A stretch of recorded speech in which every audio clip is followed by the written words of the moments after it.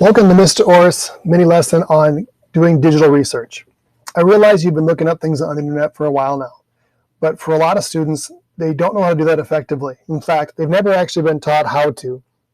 Most teachers just say, go find things, and they talk about how many sources you need and how many pieces of information you have to have and what you do with it when you found it all.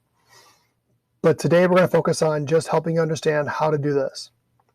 Please go ahead and make sure you are adding some notes to the document that's been shared with you on Schoology so that you have something to record what you're understanding as you go through this. Feel free to pause the video in order to take notes as you go along. First thing to understand about doing digital research, you have to know what you're looking for and what you aren't. Even before you begin, you got to be sure you know what you want and don't want to find. So before you start, you kind of need to predetermine what you're looking for, what you prefer. First of all, in terms of media, what do you actually want to find? Do you want articles on websites? Do you want articles in databases? Do you want blogs or don't want blogs? Do you want to bother with YouTube videos or posts or comments or podcasts or documentaries or television shows or episodes? Because are you actually going to watch them all or just report on what somebody else wrote about what was in those TV shows? Do you want images? Do you want books? Do you want magazines? You need to know which kind of things you want to look in. You also need to know quantity. Are you allowed to use summaries or abstracts, or do you need to get an actual copy of the source? Are you willing to watch an entire hour of a video, especially like a documentary, unsure of what or anything you'll find? How much are you willing to spend in order to do these things, or do you want simply a shorter version? Accessibility. How long can you wait for something to be sent to you? Is it something you have to download? Do you have to create an account? Do you have to give away personal information in order to access it? Is it going to cost you money? Is it a free trial, but they're going to charge you at the end of a week? Does it need to be converted to a different format before you can use it? How well and how easily what it costs you to access that information, that resource, makes a difference too. And of course, publication dates. How old can the information be and still be useful? If you're doing a contemporary topic, meaning right now, current, how far back do you want to go? 10 years, 5 years, 2 months, 3 weeks?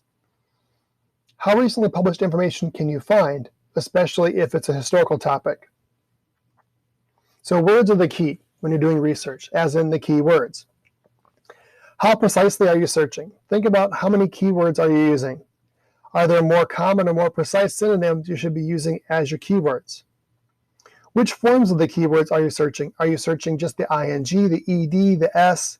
Kind of things we've done in vocab lab with suffixes. Maybe you need to search just the root of that. Are you using whole phrases or whole sentences?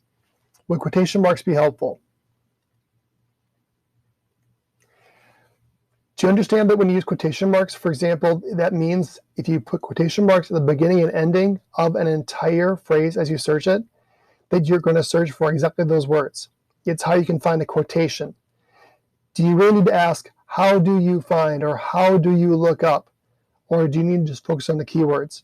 Because when you add all those extra words to a Google search, it's searching for all of those words, not just the 2 or 3 or 4 keywords you're looking for. If you don't need the whole sentence, if you don't need to look for an exact quotation, don't use those things. All right, for Wikipedia. Wikipedia can be useful, but it's not the information in the article itself. If you use anything from Wikipedia, it has to be what I show you today. Otherwise, you cannot use Wikipedia as one of your sources. That's why we're hitting the brakes and looking at this information on how to research before I actually ask you to find any information. So what can you do with research from Wikipedia? Well, if you don't know much about it, you can actually get an overview of the topic by reading what it says about it in the Wikipedia article. You can also find keywords, including correct spelling. You also can notice, for example, how in Wikipedia they might put other things, links to other articles in bold. There might be keywords that you use. There might be lists you can use. You also can find words to exclude, so a way to keep things out of your searches. And also look for subtopics. Maybe that the way the article in Wikipedia is broken down gives you an idea of saying, wait a minute, I don't want to do this whole article, this whole topic. Maybe I just pick this section and that's what I'm going to research too. But the best thing about Wikipedia is the references, especially the live links.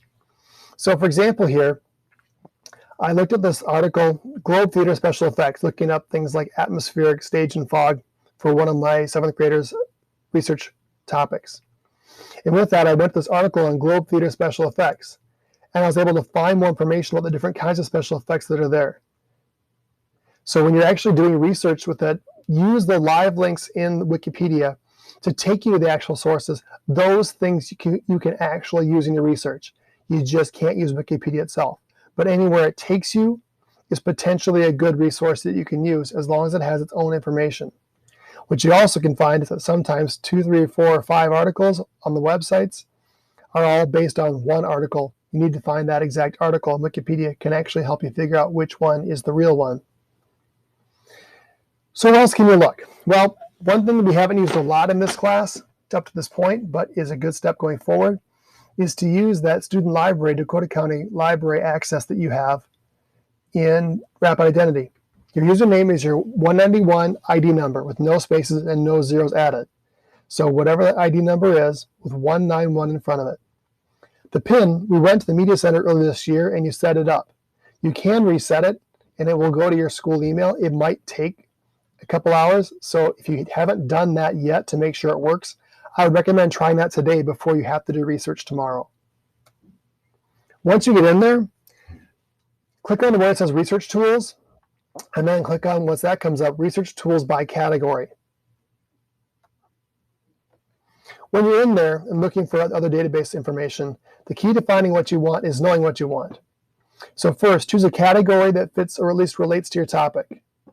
Read the descriptions for the resources on the next page. So when you get in that category, look at the descriptions for the different places you can look.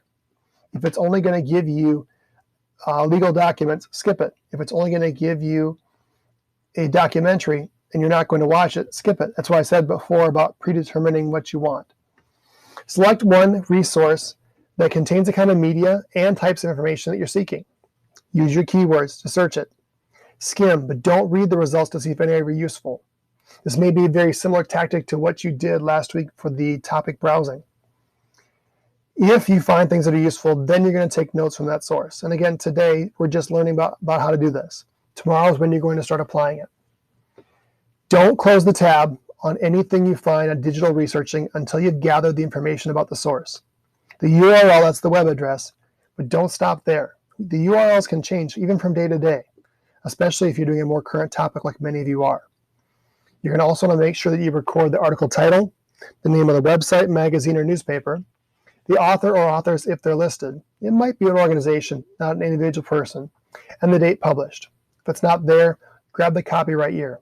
And again, I'll show you what to do with these later, but for now, we want to make sure we grab each of those things. There's a lot of information there. You may have to pause it, watch it again, or just realize you're going to have to do things differently than what you've done before. But you can do this. Focus today on making a few notes of what things you want to find useful to take with you. And tomorrow, we'll get started on the actual information gathering.